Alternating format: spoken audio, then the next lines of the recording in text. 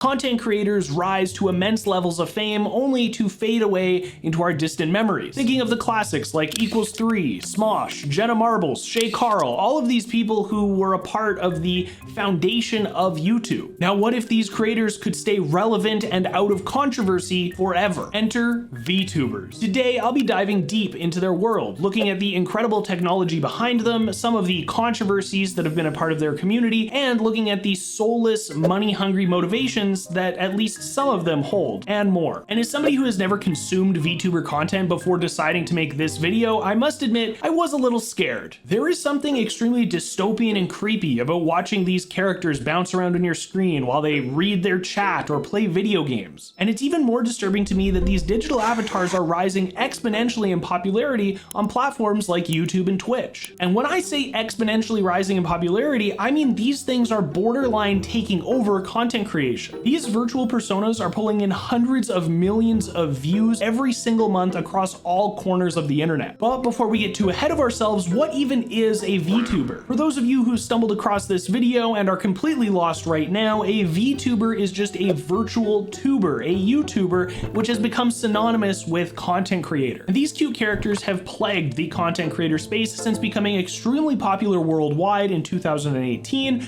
but they were originally developed in Japan in about 2016. Ah yes, Japan, blessing us with panty vending machines, hentai, and now digitally animated schoolgirl puppets. Thanks, Japan.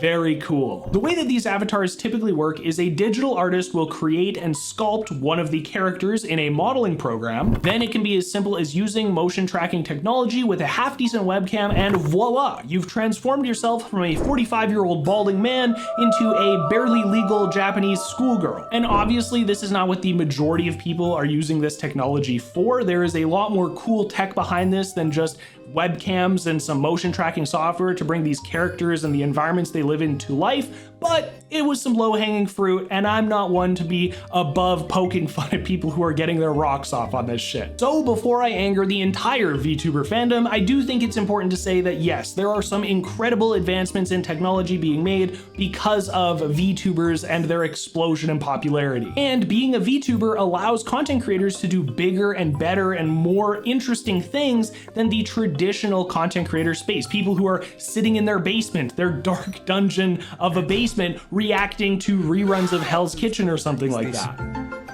That's Arby's! No! Please be Answer.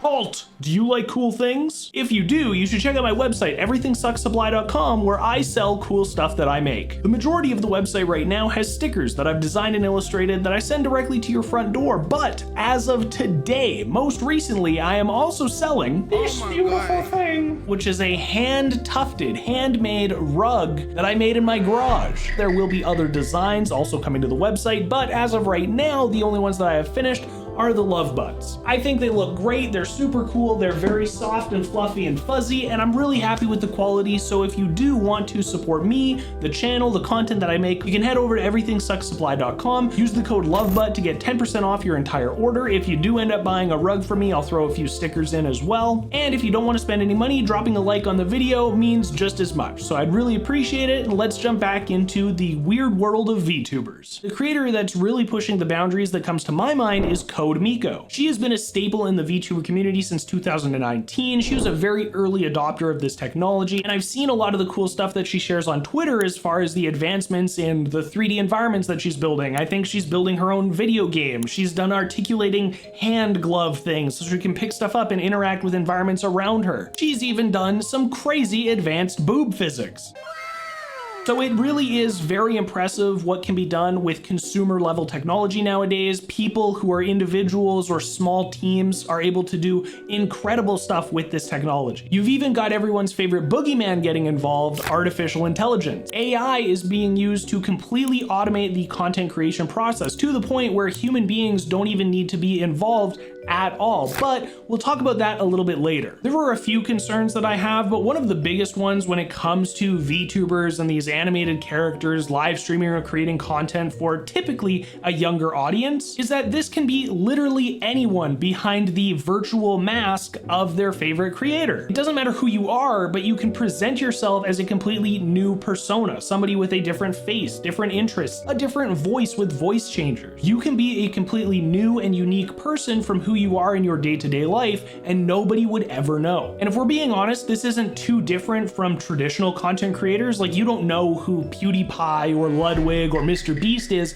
behind the content that they are able to cater and release for you, the viewer, to see. But this added layer of technology, the fact that it could be artificial intelligence or not, maybe the person that you're watching is a convicted felon who shouldn't even have access to the internet, who should not be allowed to post or create content for typically a younger audience to consume. The added fact that most of the time these VTubers are anime girls with tiggle bitties makes it very, very creepy and disturbing to me. Nice rack for a dude. And that leads us into some of the controversies that have faced the VTuber community. And we're not gonna go super deep or dark with any of these. There's just a few things that I felt like pointing out, starting with a 2018 controversy surrounding the VTuber NoraCat. Now, if you were a fan of this up-and-coming trend back in 2018, you might have found yourself watching one of the more popular creators at the time, NoraCat. That is, until a technical glitch revealed that the person behind the NoraCat avatar was actually a middle-aged Japanese man using a voice filter. Now, at the time, this was obviously huge news in the content creator world, the VTuber space specifically, and as far as I can tell, this guy was not a part of any perverted, weird controversies. He wasn't doing this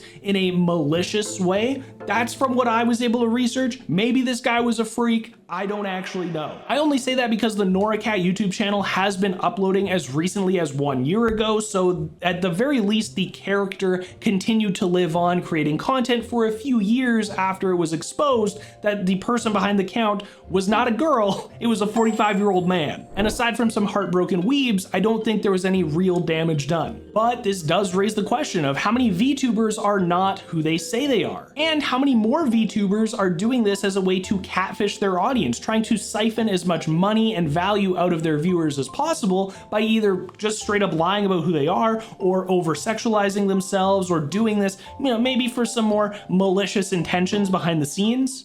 Moving pretty quick there. Why don't you have a seat right over there? Okay.